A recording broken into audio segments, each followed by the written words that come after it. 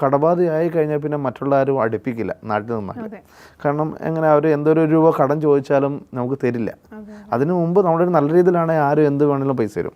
അത് പറ്റാതെ കൊണ്ട് തന്നെ ഒരു കൂട്ടുകാരൻ്റെ സഹായത്തോടെ ഗൾഫിൽ പോയി അതിനുശേഷം അവിടെ നല്ല രീതിയിൽ കഷ്ടപ്പെട്ട് ഒരു ഓവർ ടൈം എല്ലാം എടുത്തു എൻ്റെ കടങ്ങളെല്ലാം വീട്ടി. പിന്നെ അവിടുന്ന് ഒന്നുമല്ല, ഒരു ബന്ധമില്ലാത്ത ജോലിയായിരുന്നു, ഓഫീസിൽ വർക്കായിരുന്നു. അതിനുശേഷം അവരെന്നെ പരമാവധി മുന്നിലോട്ട് എത്തിക്കാൻ വേണ്ടി നോക്കി. കാര്യം കൃത്യമായി വർക്കും കാര്യങ്ങളും ചെയ്യുന്നതുകൊണ്ട് തന്നെ. അങ്ങനെ അവിടുന്ന് ഒരു മെയിൻ ഓഫീസോട്ട് ജോലി ചെയ്യാൻ വേണ്ടി പോയി. അവിടെ സംബന്ധിച്ചുള്ള എനിക്ക് പിടിച്ച് നിൽക്കാൻ പറ്റാതായി.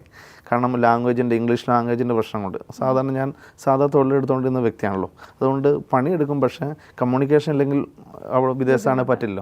അതുകൊണ്ട് നേരെ മടങ്ങി വന്നപ്പോഴാണ് ഈ ബിസിനസ്സിലോട്ട് സ്റ്റാർട്ട് ചെയ്തത്.